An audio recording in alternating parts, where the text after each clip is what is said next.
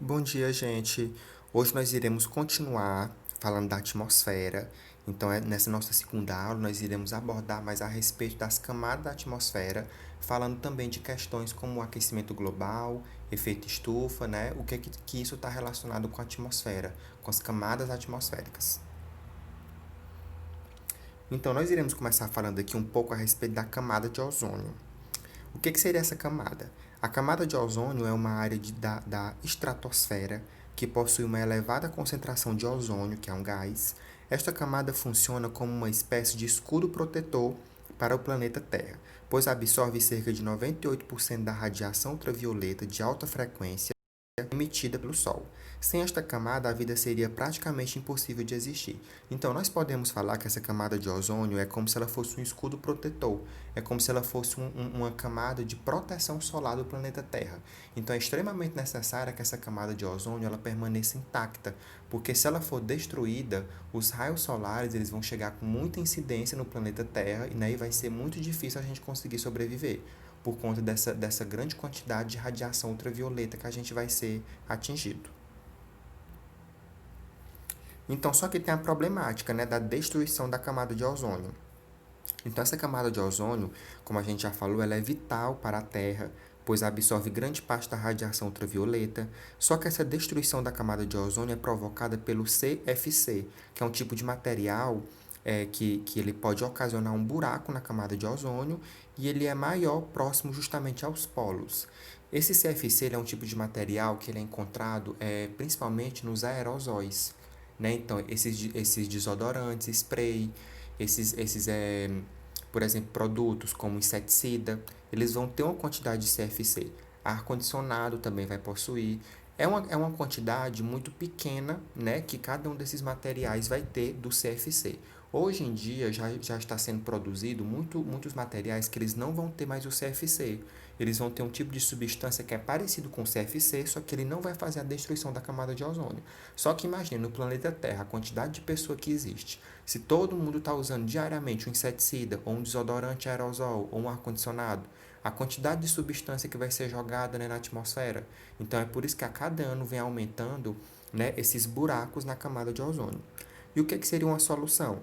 Substituir o CFC por outros gases que não provoquem danos ambientais. Então, como eu falei para vocês, hoje já existem muitos materiais que não utilizam mais o CFC, mas ainda tem materiais que ainda continuam utilizando, né, esse tipo aí de gás que é, de certa forma, prejudicial para a camada de ozônio e para a gente também. Então, nós vamos conhecer aqui um pouco a respeito do efeito estufa. O efeito estufa ele é um processo natural que ele vai fazer a manutenção da temperatura na Terra, porque a gente sabe o quê? Que tem que ter uma temperatura adequada. Nem pode estar muito quente, mas também não pode estar muito gelado. Então, o efeito estufa ele é um processo natural que ele vai fazer uma manutenção de uma temperatura adequada no planeta Terra. Então, vejam aí na imagem, a gente tem um planeta Terra, nós temos em volta a atmosfera, e a gente tem a radiação solar que aquece a Terra, né? Vocês podem ver que tem três setas. Uma dessas setas está penetrando essa atmosfera, então está passando para o planeta Terra, só que duas delas elas estão voltando, né, para a atmosfera, sentido espaço. Então, gases como o CO2 e o CH4, que intensificam o efeito estufa e não permitem que o excesso de calor saia da atmosfera. Então, vejam que nem pode estar muito quente, mas também não pode faltar calor, tem que ser uma temperatura adequada. Então, o efeito estufa ele vai fazer essa manutenção, ele vai controlar a quantidade de calor que a gente precisa ter no planeta. Só que as pessoas, né, quando elas utilizam de materiais muito exageradamente, então intensificam queimadas, usam muitas fábricas, né, poluem muito o ambiente por meio de veículos também, vai fazer o quê? Com que o efeito estufa ele fique de certa forma, vai fazer com que o efeito estufa ele vire o aquecimento global. Então, nós podemos falar o quê? O efeito estufa ele é um processo natural, mas o aquecimento global ele é provocado pelo homem. Então, ele vai ser, né, de certa forma, vai ser um processo que vai ser uma exageração do efeito estufa. Então, esse aquecimento global ele é resultado do lançamento excessivo, vejam aí, excessivo, de gases de efeito estufa, sobretudo o dióxido de carbono, na atmosfera. Esses gases formam uma espécie de cobertor cada dia mais espesso que torna o planeta cada vez mais quente e não permite a saída de radiação solar.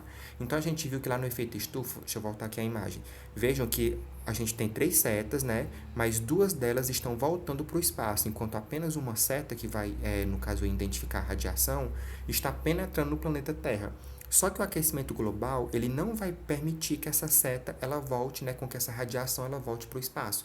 Vai fazer com que toda a radiação ela seja intensificada no planeta. É por isso que a gente chama de aquecimento global. Então, precisamos deixar essa capa de cobre, a Terra, deixar essa capa que cobre a Terra mais fina, ou pelo menos mantê-la do jeito que ela está hoje. Então é necessário que a gente sempre faça essa manutenção, né? Que a gente evite, né, lançar o dióxido de carbono na atmosfera, né? Porque senão o aquecimento global ele vai fazer com que a camada de ozônio ela seja toda destruída e vai trazer consequências, né? Então, por exemplo, um superaquecimento do planeta, rios vão secar, geleiras vão derreter, muitas espécies animais e vegetais não vão conseguir sobreviver a essa alta temperatura. Porque, como eu falei, não pode ser gelado o planeta, mas também não pode ser quente demais. Tem que ser uma temperatura adequada. E o aquecimento global, ele é como o próprio nome já fala, ele é um aquecimento de forma exagerada do planeta. Então, outro processo que a gente tem também no nosso planeta, ele é o processo que a gente chama de ilhas de calor, né, que vai acontecer principalmente em regiões, né, urbanas.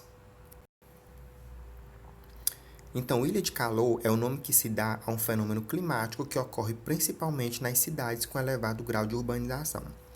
Nessas cidades, a temperatura média costuma ser mais elevada do que nas regiões rurais próximas. Isso quer dizer que nas cidades, especialmente nas grandes, a temperatura é superior à de áreas periféricas, consolidando literalmente uma ilha climática, né? Por isso que o nome é ilha de calor. E o que é que causa essa ilha de calor?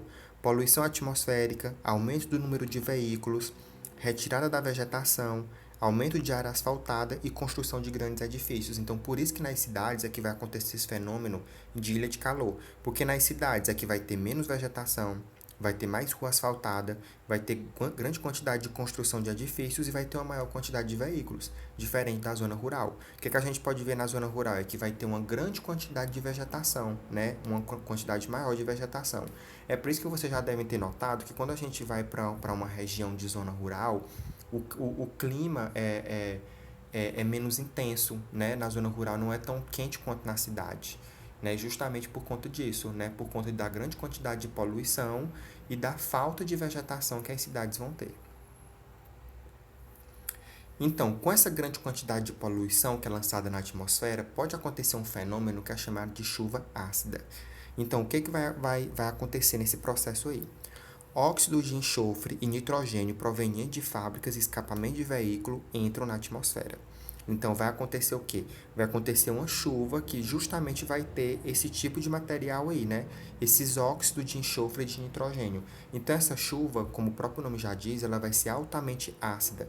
Então, ela vai possuir gases e ácidos que deterioram edifícios, gases ácidos que danificam as árvores, lagos são envenenados, matando plantas e animais aquáticos.